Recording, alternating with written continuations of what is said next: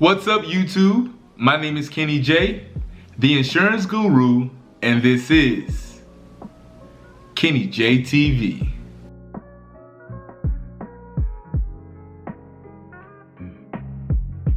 In this video, we will be talking about the top things you need to look for when applying for an insurance agency. One of the biggest things that agents struggle with when they are newly licensed is finding the right agency or the right company to work for. They don't know what things they should look for and what things are red flags. So in this video, I'm going to list out what you should look for to make sure that the agency that you're applying for is the right match for you. The first thing that you should look for is culture. So if you're meeting in person for the interview and people are working in office, make sure to go a little early. Personally, that's what I did when I had my interview and sat in the office to just see how the culture was, how the dynamic was, because you don't want to go work for an agency and it's completely boring. One thing that drew me into my first job was how excited everyone was, how competitive everyone was, and it just really seemed like it was a family. Not saying every agency you work at has to be some type of family, but you want to have a nice relationship, a nice rapport with your coworkers, because that's where you are for the majority of the day. Culture is a big part of what makes a team and what determines your success as well. If you have people that are constantly pushing you and cheering you on when you get that sale, you're more inclined to want to do better and improve yourself. One of the biggest things that I think that enough people do not talk about when they're applying for an insurance agency is the commission structure. I've heard when I've had these calls with different people from YouTube and they said, well, I had 2 or 3 interviews and I don't know what the commission structure is. The first interview, you should be asking what the commission structure is, because you don't want to get all the way to onboarding and you realize, oh, this is the commission structure and this is not something that I'm comfortable with, or this isn't enough for me to live off of. So the first interview, you should be asking and bringing up the commission structure. A lot of people feel that it's taboo to talk about money, but it's your money and you need to be in charge and feel like you have control of that conversation. If they're just telling you this is what the commission is and you don't like it, but you still go with it, you're not gonna benefit from that agency in the long run. And always know that negotiation is key. When they throw that first number at you, always come back with some type of counter offer. Even if they say no, at least you tried. You never know what you're able to get or how much you're able to earn unless you ask. Another thing you want to look for is the managing style, or even ask in the interview, how is my direct manager, or how is the person that I would report to, how is their managing style, because that plays a big part as well. I had a manager that was very laid back. She wasn't in our sales. She wasn't really involved unless we needed training. She was a great trainer, but when we didn't need her, she wasn't really around. Some people enjoy that. Some people need a trainer or a manager that is more on top of them. So you want to know what type of dynamic you and your manager or supervisor will have.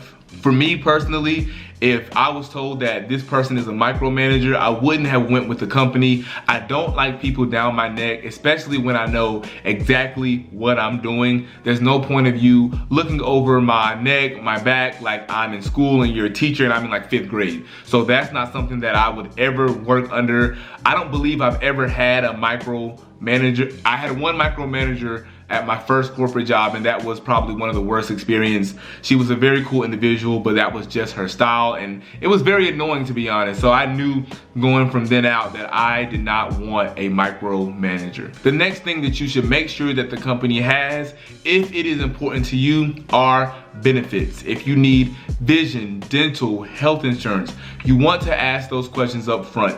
What are the benefits that you provide? Because I will be honest, some agencies provide benefits and some do not, depending on the size, the amount of employees they have. So ask that question up front, because that may be very important to you if you have children, if you're married, or what have you, and you need those benefits because you don't have them elsewhere. So definitely ask that question. How are the benefits and what are the benefits? And the best question to ask is, what is the benefit package offered here at this company? One of the biggest things in the insurance industry are lead sources. So if you're big on leads and the company does provide that, ask them what type of lead sources do they provide. Some companies and agencies don't, and some do. So you want to ask that up front, because you don't want to get there, sign the contract, sign that you want to work for this agency, and then you find out you have to come out of pocket to pay for the leads. And I've seen that from a numerous amount of companies, people that I've talked to, where they said,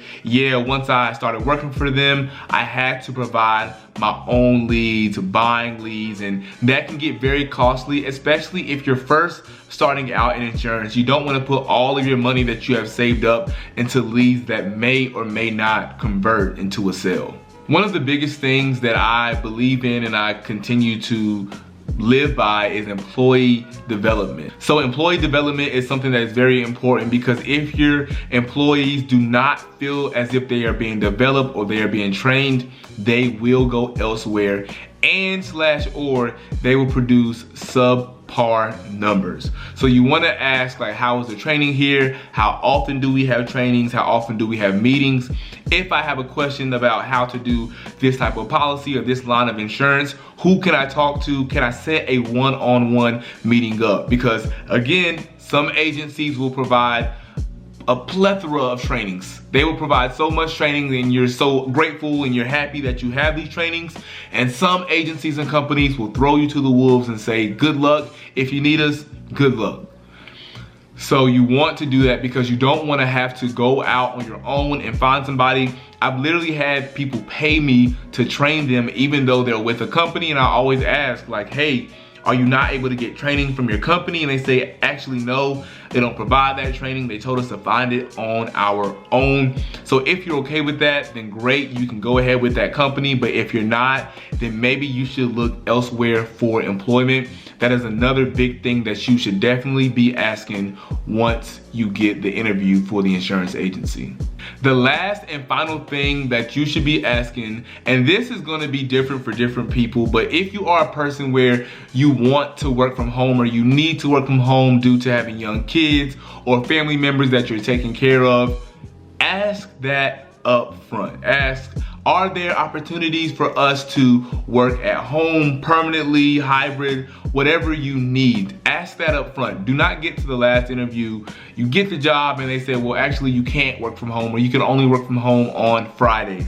Make sure that you make it clear that I am very interested in working for the agency, but due to my circumstances, I need to work from home, and this will not affect my numbers, my production. I promise to meet the goals and things like that. For me, when I was working for someone and I was asking to work from home, I never asked up front. So 2 to 3 months down the line, I was like, can I work from home? And I was denied. And I was one of the top producers, and I said that, you know, if I work from home, I promise to keep my numbers up, and if they do go down, I will come back into the office. I was still denied. She said, I mean, you can work from home, but we're gonna cut your base pay. So of course, I didn't want to do that, because at that point, I can just start my own business. And you know what?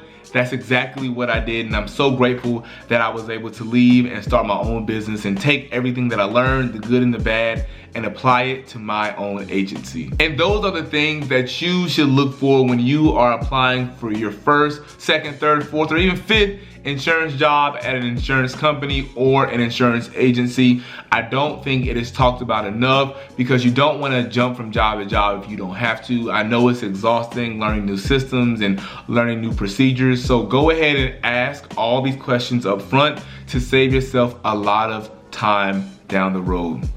Thank you guys so much for tuning in to Kenny J TV. Don't forget to like, comment, share, and subscribe, and hit that bell for my latest notifications. Also, if you have any questions or any video ideas of what you would like to see come from this channel, drop that in the comments below. I'm more than happy to give you guys content that you guys want to see and you guys can learn from.